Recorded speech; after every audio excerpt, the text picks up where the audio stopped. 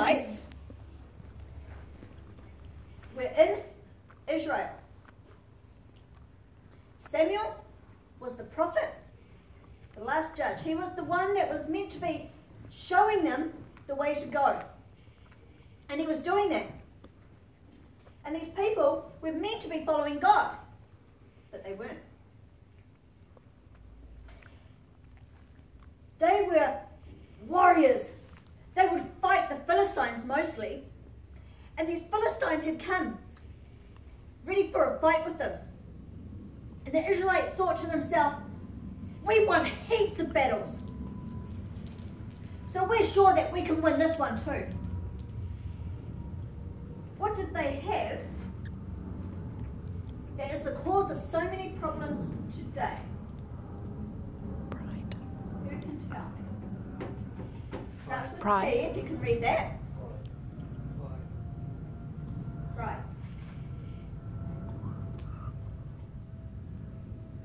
They had pride.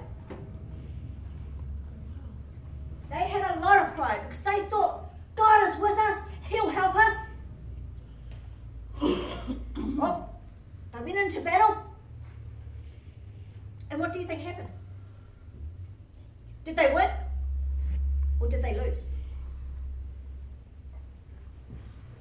They lost. Against these Philistines, they lost so many men. And they thought, what is going on? Thinking about it, they scratched their head and they thought, God can't be with us. I know. We'll go to where the tabernacle is, we'll get the Ark of the Covenant, and we'll bring it to the battlefield, and maybe that will help us.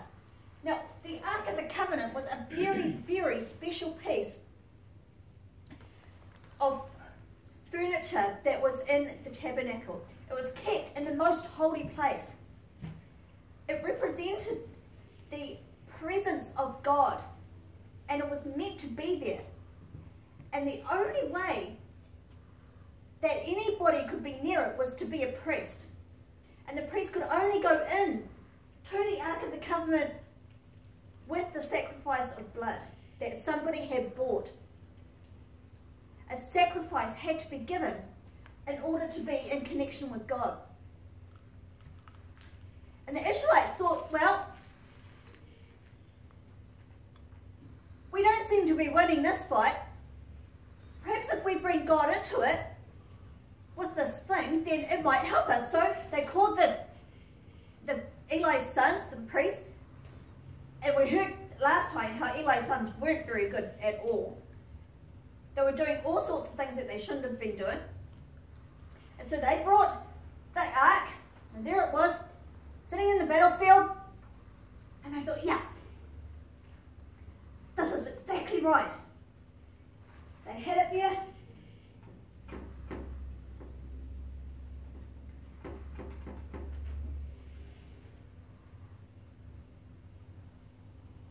Placed exactly where they wanted it.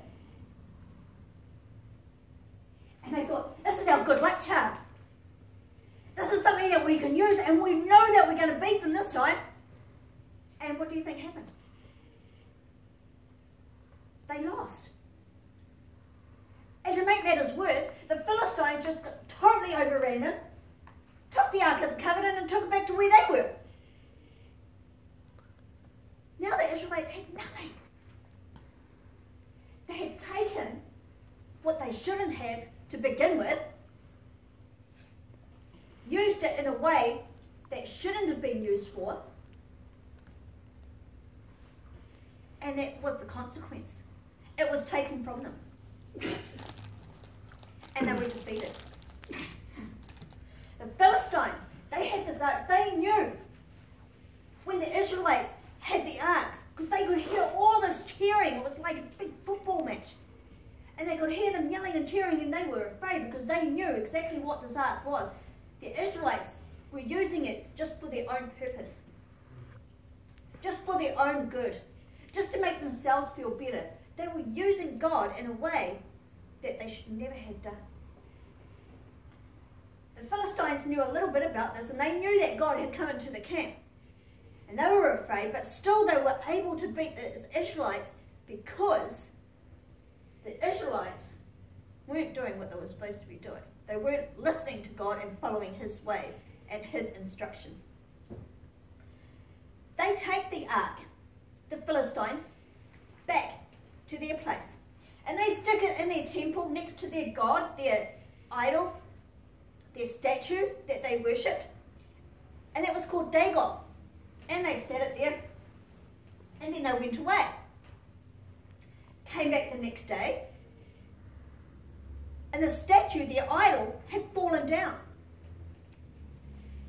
I thought, well, that's a bit strange. So they put it back up again. Next day, same thing happened. But this time it was in pieces. And they thought, we don't want this thing here. So they sent it back. Both the Israelites and the Philistines paid a price because they both chose to use God to meet their own needs, to meet their own wants, to do what they wanted. And you know, we can be the same too.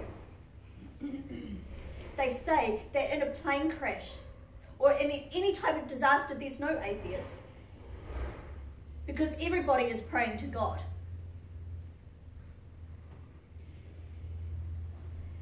They may not follow God, may not even think about God any other time, but in a disaster, suddenly God becomes the most important thing that you ever think of.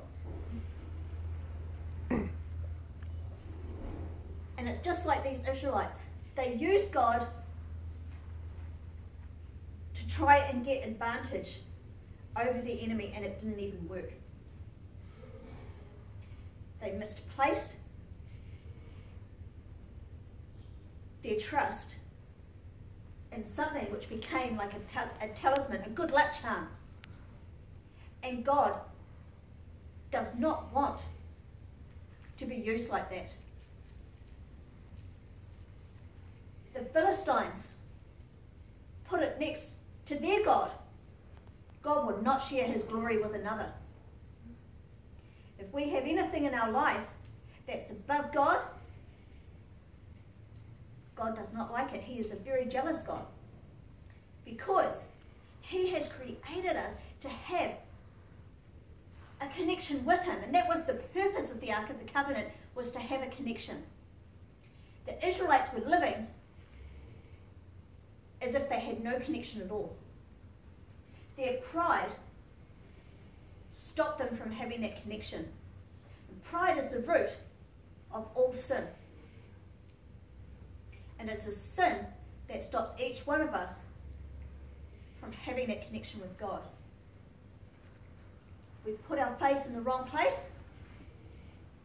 then we all have a price to pay. But 2,000 years ago, God chose to come and be one of us. He chose to take our place, to pay the price for us. Do we use God for our own good? Or do we allow God to use us for his glory?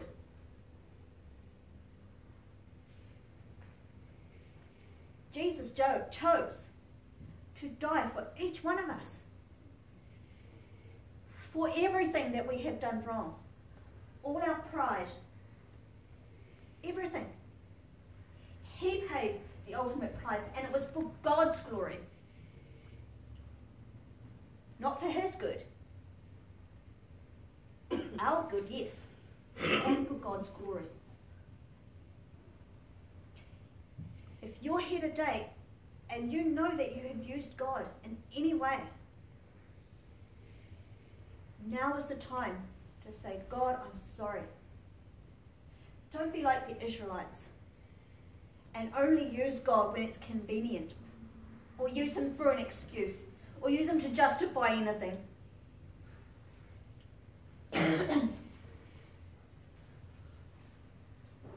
He died for us. offers to us the free gift of salvation. We just need to choose it.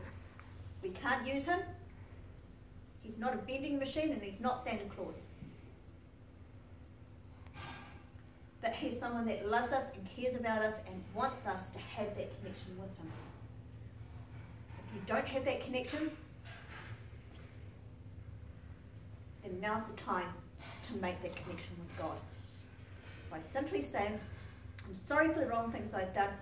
Thank you, Jesus, for dying on the cross for me. I want to follow you from now on. I don't want to have any of this pride in my life.